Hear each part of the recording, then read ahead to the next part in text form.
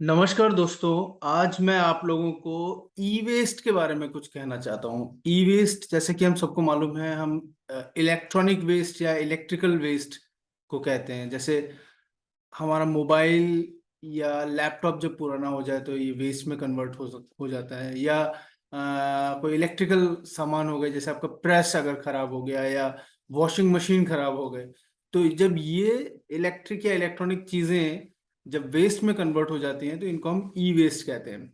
और दुनिया में इस समय ई वेस्ट की जो मात्रा है वो बहुत तेजी से बढ़ रही है।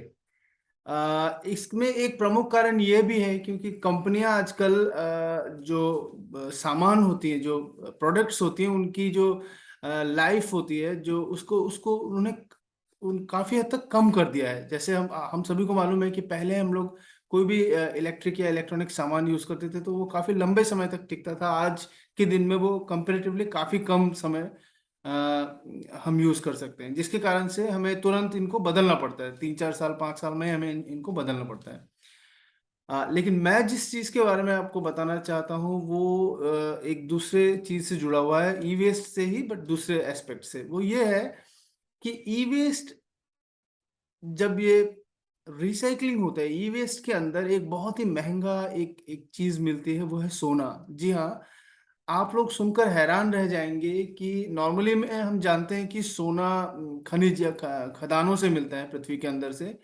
लेकिन दुनिया में खदानों से भी ज्यादा सोना ई वेस्ट में मिलता है। जी हाँ, आपने सही सुना, खदानों में जितना सोना है, पृथ्वी के गर्भ में जितना सोना है, उससे भी ज्यादा सोना ई वेस्ट में है।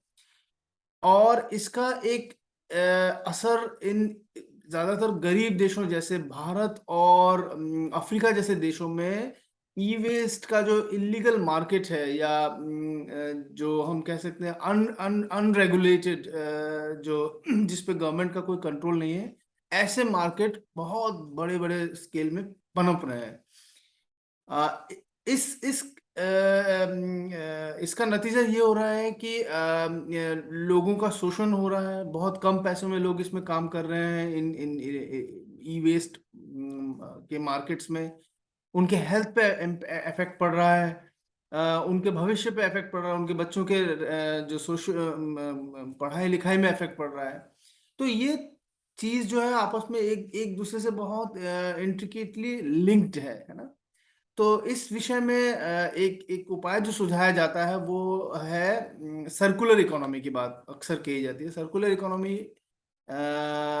As oppose to linear economy एक ऐसी इकोनॉमी है जिसमें कोई चीज शुरू होके एंड तक नहीं, मतलब उसका एंड नहीं होता। जैसे कि अभी आज के डेट में हम जानते हैं, जैसे मोबाइल अगर आपके हाथ में है तो आपने यूज किया 3 साल 4 साल 5 साल, उसके बाद एक प्रोडक्ट खत्म हो गई है आपको, उसके बाद आपको भी नहीं मालूम है उसको क्या करना है, तो उसको आप फेंक देते हैं। लेकिन सर्कुलर इकोनॉमी में ये कहा जाता है कि जब आपने उसका यूज कर लिया तो उसके बाद उसको कंपनी फिर से अपने पास बुलवा लेती है, यानी वो फिर से उसको इकट्ठा कर लेती है, ताकि उसमें से जो जरूरी इस तरीके से महंगे जो चीजें हैं उनको फिर से एक्सट्रैक्ट किया जाए और उनको फिर से मार्केट में लाया जाए, जिससे कि जो पृथ्वी के संसाधनों में बोझ कम पड़े। अच्छा, एक चीज और भी है, ये भी कहा जाता है कि सोने के खदानों में होने वाले जो कार्बन का उत्सर्जन है उससे कई गुना कम उत्सर्जन होता है जब आप ई वेस्ट निकालते हैं, ई वेस्ट से सोना निकालते हैं। यानी ई वेस्ट से सोना निकालना दोनों ही मामले में फायदेमंद है। एक तो लगभग 100 गुना ज्यादा सोना इसमें पाया जाता है खदानों के मुकाबले, और दूसरा जो कार्बन डाइऑक्साइड का जो एमिशन होता है वो भी काफी कम कम होता है। लेकिन प्रॉब्लम ये है, जैसे मैंने कहा, कि इससे जो जुड़े हुए मार्केट्स जो है जहाँ पे रिसाइकिल होते हैं, जो लोग इन्वॉल्व होते हैं, वो उनकी अवस्था बहुत दयनीय है, शोचनीय है। उनका शोषण होता है, उनको बहुत कम पैसे में रखा जाता है, जैसे मैंने भी कहा। उनके ना कोई भविष्य का ख्याल होता है, ना उनके स्वास्थ्य का कोई ख्याल होता है। तो सर्कुलर इकोनॉमी इन मामलों में काफी हद तक एक तरीके से लोग सॉल्यूशन की तरह देख रहे हैं कि जब सर्कुलर इकोनॉमी होगा तो ऐसे जो मार्केट्स होंगे वो भी रेगुलराइज हो जाएंगे, लीगल हो जाएंगे, गवर्नमेंट कंट्रोल में रहेंगे। तब शोषण भी कम होगा, लोगों को उचित मुआवजा मिलेगा, उनको सैलरी अच्छी मिलेगी और उनका सोशियो इकोनॉमिक कंडीशन ठीक होगा। Thank you.